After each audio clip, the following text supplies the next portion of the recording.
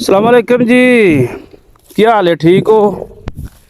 ਲੋ ਜਨਾਬ, ਅਸੀਂ ਤੁਹਾਨੂੰ ਜਨਾਬ ਮੇਰੀ ਅੱਜ ਇਹ ਦੱਸਣ ਲਿਆ ਵੀ ਜਿਹੜਾ ਜ਼ੁਲਮ ਸਾਡੇ ਨਾਲ ਹੋ ਰਿਹਾ ਹੈ ਜ਼ਿਮੀਂਦਾਰ ਤਬਕੇ ਨਾਲ ਕਿ ਵੀ ਜਨਾਬ ਮੇਰੀ ਰੇਟ ਦੇਖੋ ਗਵਰਨमेंट ਦੇ ਬਈ ਜਿਸ ਵਕਤ ਅਸੀਂ ਖਾਦ ਲੈਣ ਜਾਂਦੇ ਆ ਜਾਂ ਜਨਾਬ ਮੇਰੀ ਪਾਣੀ ਵਾਸਤੇ ਤੇਲ ਲੈਣ ਜਾਂਦੇ ਆ ਉਹ ਪਿਛਲੇ ਸਾਲ ਦੇ ਰੇਟ ਦੇਖ ਲਓ ਤੇ ਇਸ ਸਾਲ ਦੇ ਜਨਾਬ ਮੇਰੀ ਗਵਰਨमेंट ਦੀਆਂ ਕਾਰਕਰਦਗੀਆਂ ਦੇਖ ਲਓ ਤੇ ਦੇਖੋ ਇਹਨਾਂ ਦੀਆਂ ਫੁਰਤੀਆਂ ਦੇਖੋ। ਠੀਕ ਹੈ ਜੀ। ਤੇ ਉਤੋਂ ਇਹ ਬਾਰਿਸ਼ ਦੀ ਵਜ੍ਹਾ ਨਾਲ ਅੱਬਲ ਤੇ ਦੇਖੋ ਨਾ ਜਨਾਬ ਮੇਰੀ ਕਿੰਨਾ ਨੁਕਸਾਨ ਹੁੰਦਾ ਪਿਆ ਵੀ। ਇੱਕ ਤੇ ਕੁਦਰਤੀ ਆਫਾਤ ਜਿਹੜੀਆਂ ਨੇ ਉਹਨਾਂ ਨਾਲ ਤੇ ਚਲੋ ਸਾਡਾ ਕੋਈ ਸ਼ਿਕਵਾ ਨਹੀਂ ਹੈ ਵੀ ਇਹ ਤੇ ਰੱਬੀ ਫੈਸਲੇ ਨੇ ਨਾ ਜੀ। ਲੇਕਿਨ ਜਿਹੜਾ ਜ਼ੁਲਮ ਇਹ ਗਵਰਨमेंट ਵੀ ਕਰਦੀ ਹੈ ਸਾਡੇ ਨਾਲ ਕਿ ਅੱਧ ਤੋਂ ਵੀ ਥੱਲੇ ਯਕੀਨ ਕਰੋ ਵੀ ਅੱਧ ਤੋਂ ਵੀ ਥੱਲੇ ਜਿਹੜਾ ਨਾ ਕਿੱਲੇ ਦੇ ਵਿੱਚ 50,000 ਰੁਪਈਆ ਜਿਹੜਾ ਉਹ ਨੁਕਸਾਨ ਪਿਆ ਹੁੰਦਾ ਜੇ। ਇਹ ਦੇਖੋ ਇਹ ਪਰਸੋਂ ਵੱਢੀ ਸੀ ਤੇ ਅੱਗੋਂ ਜਨਾਬ ਮੇਰੀ ਕੱਲ ਵੀ ਮੌਸਮ ਖਰਾਬ ਤੇ ਅੱਜ ਤੇ ਰਾਤ ਨੂੰ ਫਿਰ ਅਖੀਰ ਹੋ ਗਈ ਹੈ ਵੀ ਹੁਣ ਇਹਨੂੰ ਛੱਡਣਾ ਪਿਆ ਗਿਆ ਵੀ ਹੁਣ ਕਿਸੇ ਟਾਈਮ ਜਨਾਬ ਮੇਰੀ ਉੱਤੋਂ ਬੰਦ ਹੋ ਲੱਗਦੀਆਂ ਨੇ ਤੇ ਫਿਰ ਇਹਨੂੰ ਜਨਾਬ ਮੇਰੀ ਸ਼ੁਰੂ ਕਰਨਾ। ਤੇ ਤੁਹਾਨੂੰ ਗਵਰਨमेंट ਦੀ ਗੱਲ ਦੱਸਣਾ ਵੀ ਜਿਹੜੇ ਰੇਟ ਉਹਨੇ ਜਿਹੜਾ ਜ਼ੁਲਮ ਕੀਤਾ ਹੈ ਵੀ 39,000 ਉਹਨੇ ਰੇਟ ਕੱਢਿਆ ਤੇ ਰੇਟ ਤੋਂ ਵੀ ਥੱਲੇ ਜਨਾਬ ਮੇਰੀ ਉਹ ਡਰਾਮੇਬਾਜ਼ੀ ਕੀ ਹੋ ਰਹੀ ਹੈ ਵੀ 32-34 ਰੁਪਏ ਚੁੱਕਦੀ ਹੈ। ਠੀਕ ਹੈ, 39 ਦੱਸ ਕੇ ਤੇ 32-34 ਰੁਪਏ ਜਨਾਬ ਮੇਰੀ ਚੁੱਕਦੇ ਨੇ। ਅੱਬਲ ਨਖਰੇ ਆਨੇ ਕਰਦੇ ਨੇ ਪਏ ਬਈ ਜ਼ਿਮੀਂਦਾਰ ਵਿਚਾਰਾ ਇੰਨਾ ਮਜਬੂਰ ਹੈ ਬਈ ਜੇ ਖਾਦ ਲੈਣ ਜਿਸ ਵਕਤ ਇਹ 10ਵੇਂ ਮਹੀਨੇ ਵਿੱਚ ਖਾਦ ਲੈਣੇ ਵਾਸਤੇ ਗਿਆ ਤੇ ਉਸ ਵਕਤ तो मैं ਤੁਹਾਨੂੰ ਨਾ ਆਪਣੇ ਪਾਸੇ ਜ਼ਰਾ ਵੀਡੀਓ ਕਰ ਲੈਣਾ ਹੈ ਤਾਂ ਕਿ ਜਨਾਬ ਮੇਰੀ ਸਹੀ ਸਮਝ ਆ ਸਕੇ। यूरिया जी ਤੁਹਾਨੂੰ ਦੱਸਿਆ ਪਏ यूरिया उस वक्त 8,000 ਤੁਸੀਂ ਤੇ ਜਨਾਬ ਮੇਰੀ ਬਲੈਕ ਦੇ ਵਿੱਚ ਇਹਨਾਂ ਨੇ 11,000 ਤੱਕ ਦਿੱਤੀ। 11 ਤੋਂ ਵੀ ਜਨਾਬ ਮੇਰੀ ਕੋਈ ਬੰਦੇ ਜਿਨ੍ਹਾਂ ਨੇ ਸਟਾਕੀਆਂ ਨੇ ਸਟਾਕ ਕੀਤੀ ਸੀ ਉਹ 13,000 ਤੋਂ ਦਿੰਦੇ ਸੀ। ਠੀਕ ਹੈ, ਹੁਣ ਐਡੀਆਂ ਮਹਿੰਗੀਆਂ ਖਾਦਾਂ ਪਾ ਕੇ ਇਹਨੂੰ ਵਹਾ ਕੇ ਫਿਰ ਜਨਾਬ ਮੇਰੇ ਟਰੈਕਟਰ ਵਾਲੇ ਨੂੰ ਦੇ ਕੇ ਭਲਕੇ ਇਹ ਹੁਣ ਥ੍ਰੈਸ਼ਰ ਵਾਲੇ ਨੂੰ ਲਾਣਾ ਉਹਨੇ ਆਪਣਾ ਹਿੱਸਾ ਲੈ ਜਾਣਾ। ਠੀਕ ਹੈ ਜੀ, ਉਹ ਤੇ ਮਾਫੀ ਨਹੀਂ ਦਿੰਦਾ ਵੀ ਉਹਦਾ ਤੇ ਕੋਈ ਗੁਨਾਹ ਨਹੀਂ ਹੈ ਵੀ ਉਹ ਵੀ ਤੇ ਸਾਡੇ ਨਾਲ ਦਾ ਹੀ ਹੈ। ਉਹਨੇ ਆਪਣੇ ਪਾਸੇ ਲੈ ਜਾਣਾ, ਜਿਹੜੇ ਕੋਈ ਨਾਲ ਲਾਵੇ ਲਾਏ ਨੇ ਉਹਨਾਂ ਨੇ ਵੀ ਲੈ ਜਾਣੀ ਹੈ ਤੇ ਬਾਕੀ ਜ਼ਿਮੀਂਦਾਰ ਰਹਿ ਜਾਣਾ ਵਿਚਾਰਾ ਜਨਾਬ ਮੇਰੀ ਆਪਣੇ ਭੜੋਲਿਆਂ ਵਿੱਚ ਪਾਉਣ ਵਾਸਤੇ। ਉਹ ਮਰ ਕੇ ਸਾਲ ਦੀ ਜਿਹੜਾ ਨਾ ਉਹਦੇ ਕੋਲੋਂ ਸਮਝ ਲਓ ਕਣਕ ਨਹੀਂ ਪੂਰੀ ਹੁੰਦੀ। ਅੱਛਾ, ਹੁਣ ਕਣਕ ਹੀ ਤੇ ਨਹੀਂ ਨਾ ਖਾਣੀ, ਇਹਦੇ ਨਾਲ ਹੋਰ ਵੀ ਜਿਹੜੇ ਨੇ ਉਹ ਖਰਚੇ ਹੁੰਦੇ ਨੇ।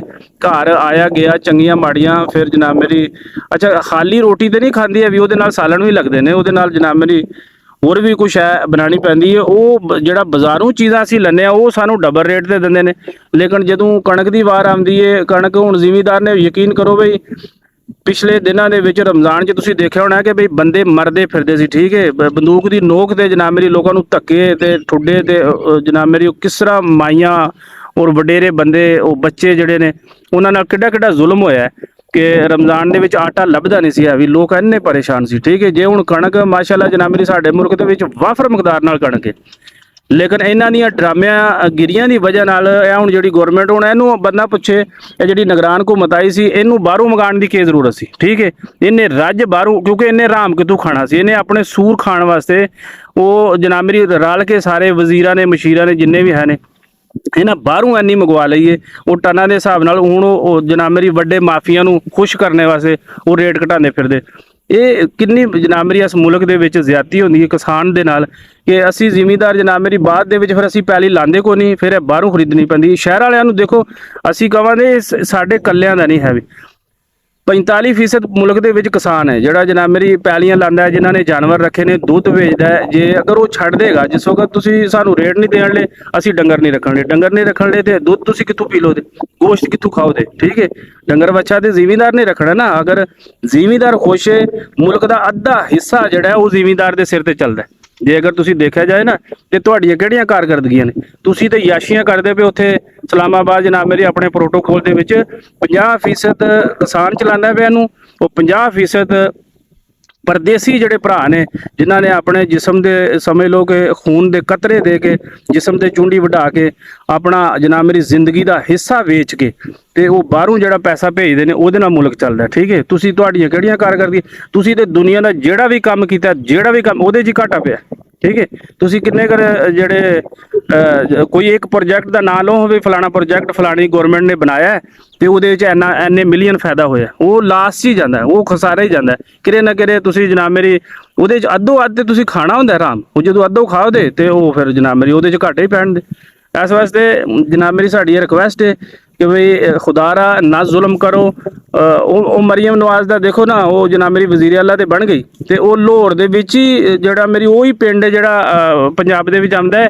ਇਹਦੇ 35-40 ਸੂਬੇ ਨੇ, ਹੋਰ ਨਾ ਸੂਬਾ ਵਿੱਚ ਜਾਏ, ਕਿਸਾਨਾਂ ਕੋਲੋਂ ਪੁੱਛੇ ਉਹਨਾਂ ਦੀਆਂ ਮੁਸ਼ਕਲਾਂ, ਫਿਰ ਇਹਨੂੰ ਪਤਾ ਲੱਗੇ ਕਿ ਵੀ ਬਾਹਰ ਉੱਥੇ ਦਾਤਰੀ ਲੈ ਕੇ ਤੇ ਉਹ ਨਾਲ ਕੋਈ ਹੋਰ 2-3 ਬੰਦਿਆਂ ਨਾਲ ਫੋਟੋਆਂ ਖਿਚਾਉਂਦੀ ਵੀ, ਉਹ ਆਪਣਾ ਚੈਨਲ ਚਲਾਉਂਦੀ ਵੀ। ਠੀਕ ਹੈ, ਇਸ ਤਰ੍ਹਾਂ ਫੈਸਲੇ ਨਹੀਂ ਹੁੰਦੇ, ਇਸ ਤਰ੍ਹਾਂ ਕੌਮਾਂ ਦੇ ਫੈਸਲੇ ਨਹੀਂ ਹੁੰਦੇ ਕਿ ਵੀ ਅਸੀਂ ਜਨਾਬ ਮੇਰੀ ਉਸ ਪਿੰਡ ਗਏ ਹਾਂ ਤੇ ਪੂਰੇ ਪੰਜਾਬ ਦਾ ਜਾਂ ਪੂਰੇ ਮੁਲਕ ਦਾ ਫੈਸਲਾ ਇੱਕ ਜਗ੍ਹਾ ਤੇ ਬਹਿ ਕੇ ਨਹੀਂ ਹੁੰਦਾ। ਵੀ ਬਾਹਰ ਜਾ ਕੇ ਨਿਊਟਰਲ ਲੋਕਾਂ ਨੂੰ ਪੁੱਛੋ, ਆਮ ਲੋਕਾਂ ਨੂੰ ਪੁੱਛੋ, ਫਿਰ ਤੁਹਾਨੂੰ ਉਹਨਾਂ ਦੀਆਂ ਮੁਸ਼ਕਲਾਂ ਨਜ਼ਰ ਆਉਣ। ਤੇ ਅਸੀਂ ਜਨਾਬ ਮੇਰੀ ਤੁਹਾਨੂੰ ਨਾ ਅੱਗੇ ਥ੍ਰੈਸ਼ਰ ਲਾਈਏ ਤੇ ਭੋ ਥੋੜਾ ਜਿਹਾ ਕੁਤਰਿਆ, ਉਹ ਵੀ ਦੱਸਣੇ ਆ। ਤੇ ਇੰਨਾ ਅੱਗੇ ਅਸੀਂ ਅਪੀਲ ਕਰ ਰਹੇ ਹਾਂ ਕਿ ਖੁਦਾ ਰਾ ਇਸ ਮੁਲਕ ਦੇ ਉੱਤੇ ਜ਼ੁਲਮ ਨਾ ਕਰੋ। ਇਹ ਮੁਲਕ ਖਤਮ ਹੋ ਜਾਣਾ ਹੈ, ਔਰ ਤੁਹਾਡੀਆਂ ਗਲਤ ਪਾਲਿਸੀਆਂ ਦੀ ਵਜ੍ਹਾ ਨਾਲ ਇਹਦਾ ਕੱਖ ਨਹੀਂ ਅੱਗੇ ਵੀ ਰਿਹਾ। ਤੇ ਮਜ਼ੀਦ ਤੁਸੀਂ ਜਨਾਬ ਮੇਰੀ ਜਿਹੜੀ ਕੋਈ ਰਹਿੰਦੀ ਖੁੰਦੀ ਕਸਰ ਹੈ, ਜਿਹੜੀ ਆ ਕੋਈ ਬਿਲ ਜਬਰ ਯਾਸ਼ੀਆਂ ਜਨਾਬ ਮੇਰੀ ਤੁਸੀਂ ਕਰਦੇ ਹੋ, ਵੀ ਇਹ ਵੀ ਜਾਂਦੀਆਂ ਰਹਿਣੀਆਂ ਨੇ। ਲੇਕਿਨ ਤੁਸੀਂ ਤੇ ਮਾਰਨੀ ਡਾਰੀ ਤੇ ਟੁਰ ਜਾਣਾ ਬਾਹਰ ਹੈ। ਅਸੀਂ ਤੇ ਰਹਿਣਾ ਇੱਥੇ, ਅਸੀਂ ਤੇ ਇੱਥੇ ਹੀ ਮਰਨਾ ਹੈ, ਇੱਥੇ ਹੀ ਜੀਣਾ। ਸਮਝ ਗਏ? ਸਾਡਾ ਤੇ ਇਸ ਮੁਲਕ ਨਾਲ ਸਾਡਾ ਤੇ ਰਿਸ਼ਤਾ, ਤੇ ਤੁਹਾਡੇ ਤੇ ਤੁਸੀਂ ਤੇ ਵੱਟ ਕੇ ਟੁਰ ਜਾਣਾ ਬਾਹਰ। ਤੇ ਲੋ ਤੁਹਾਨੂੰ ਨਾ ਅੱਗੇ ਥ੍ਰੈਸ਼ਲ ਦੱਸਣੇ ਆ, ਜਿੱਥੇ ਲਾਈ ਥੋੜਾ ਜਿਹਾ ਭੋ ਵੀ ਪਿਆ, ਤੇ ਉਹਦਾ ਵੀ ਜਨਾਬ ਮੇਰੀ ਤੁਹਾਨੂੰ ਵਿਜ਼ਿਟ ਕਰਾਣੇ ਆ, ਤਾਂ ਕਿ ਤੁਹਾਨੂੰ ਸਹੀ ਪਤਾ ਲੱਗੇ ਕਿ ਵੀ ਲੋ ਐ ਅਸੀਂ ਤੁਹਾਨੂੰ ਦੱਸਦੇ ਪਏ। ਰਾਤੀ ਥ੍ਰੈਸ਼ਲ ਲਾਈ, ਫਿਰ ਜਨਾਬ ਮੇਰੀ ਬਾਰਿਸ਼ ਦੀ ਵਜ੍ਹਾ ਨਾਲ ਸਾਨੂੰ ਰੋਕਣੀ ਪੈ ਗਈ, ਤੇ ਉਹ ਅਸੀਂ ਫਿਰ ਜਨਾਬ ਮੇਰੀ ਹੁਣੇ ਭੇਜ ਵੀ ਗਈ ਹੈ। ਤੇ ਹੁਣ ਉਹਨਾਂ ਨੂੰ ਆਖਿਆ ਕਿ ਵੀ ਠੀਕ ਹੈ 2 ਦਿਨ ਇਹਨੂੰ ਨਾ ਟਾਈਮ ਦਿਓ, ਤਾਂ ਕਿ ਜਿਹੜਾ ਥੋੜੀ ਜਿਹੀ ਸੁੱਕਦੀ ਹੈ ਇਹਨੂੰ ਖਿਲਾਰਨੇ ਆ। ਅੱਜ ਹੁਣ ਧੁੱਪ ਥੋੜੀ ਜਿਹੀ ਨਿਕਲੀ ਹੈ, ਤੇ ਇਹਨੂੰ ਥੋੜੀ ਦੇਰ ਨੂੰ ਮੈਂ ਖਿਲਾਰਨਾ ਆ ਬਾਹਰ। ਜ਼ਰਾ ਵਾਸ਼ਾ ਫਿਰਦੀ ਹੈ, ਤੇ ਫਿਰ ਹੀ ਉਹ ਟਰੈਕਟਰ ਵਾਲਿਆਂ ਵੀ ਕਹਿੰਦਾ ਕਿ ਵੀ ਜਿਹੜਾ ਨਾ ਇਸ ਤਰ੍ਹਾਂ ਖਰਾਬ ਹੋ ਜਾਏਗੀ, ਤੇ ਨਾਲੇ ਤੂੜੀ ਵਿੱਚ ਵੀ ਪਤਾ ਸਮੈਲ ਆ ਜਾਂਦੀ, ਤੇ ਦਾਣਿਆਂ ਵਿੱਚ ਵੀ, ਤੇ ਸੁੱਕ ਜਾਂਦੀ ਹੈ। ਤੇ ਫਿਰ ਜਿਹੜਾ ਇਹ ਰਾਤੀ ਲਾਈ ਥੋੜੀ ਜਿਹੀ ਕੁਤਰੀ ਹੈ, ਤੇ ਉਹ ਨਾਲ ਹੀ ਫਿਰ ਜਿਹੜਾ ਨਾ ਮੌਸਮ ਖਰਾਬ ਹੋਣ ਦੀ ਵਜ੍ਹਾ ਨਾਲ ਫਿਰ ਛੱਡ ਦਿੱਤੀ। ਠੀਕ ਹੈ ਜੀ।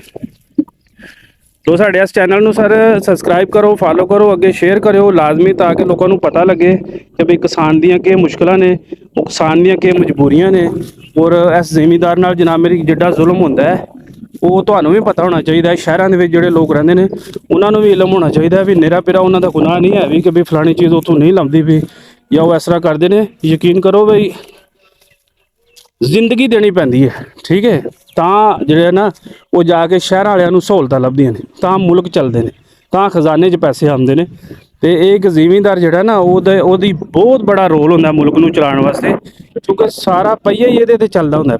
ਇਸੇ ਕਿਸਾਨ ਨੇ ਇਹ ਖਰੀਦੋ ਖਰੋਫਤ ਤੇ ਤੁਹਾਡੇ ਜਨਾਬ ਮੇਰੀ ਰੇਟਾਂ ਦੇ ਕਰਦਾ, ਲੇਕਿਨ ਇਹਨੂੰ ਵਿਚਾਰੇ ਨੂੰ ਉਸ ਹਿਸਾਬ ਨਾਲ ਜਿਹੜਾ ਨਾ ਸਹੂਲਤਾਂ ਨਹੀਂ ਦਿੱਤੀਆਂ ਜਾਂਦੀਆਂ। ਇਹ ਤੇ ਹਸਪਤਾਲ ਜਾਏ ਤੇ ਇਹਨੂੰ ਪਰਚੀ ਨਹੀਂ ਲੋਕ ਦਿੰਦੇ ਹਨ ਹਸਪਤਾਲ ਵਾਲੇ। ਠੀਕ ਹੈ ਬਈ ਇਹ ਪਿੰਡ ਦਾ ਰਹਿਣ ਵਾਲਾ, ਤੇ ਉੱਥੇ ਵੀ ਤਲਕ ਨਾਲ ਜਨਾਬ ਮੇਰੀ ਇਹ ਤੇ ਇਲਾਜ ਵੀ ਫ੍ਰੀ ਨਹੀਂ ਕਰਾ ਸਕਦਾ ਇਹ ਵਿਚਾਰਾ, ਉੱਥੇ ਵੀ ਜ਼ਮੀਆਂ ਵੇਚ ਕੇ ਆਪਣੇ ਇਲਾਜ ਕਰਵਾਉਂਦੇ ਫਿਰਦੇ ਨੇ। ਠੀਕ ਹੈ, ਇਹ ਮਕਾਨ ਨਹੀਂ ਬਣਾ ਸਕਦਾ, ਭੱਠੇ ਨੇ। ਯਾਨੀ ਗੌਰਮੈਂਟ ਦੀ ਕੋਈ ਵੀ ਸਹੂਲਤ ਇਹਨੂੰ ਕਿਸੇ ਪਾਸਿਓਂ ਨਹੀਂ ਕਿਸਾਨ ਨੂੰ ਦਿੱਤੀ ਜਾਂਦੀ ਕਿ ਚਲੋ ਇਹ ਕਿਸਾਨ ਜਨਾਬ ਮੇਰੀ ਸਾਡੇ ਮੁਲਕ ਦਾ ਸਰਮਾਇਆ ਹੈ ਤੇ ਇਹਨੂੰ ਇਹ ਸਹੂਲਤ ਦਿੱਤੀ ਜਾਏ। ਠੀਕ ਹੈ, ਅੱਲਾ ਦੇ ਹਵਾਲੇ, ਅਸਲਾਮ।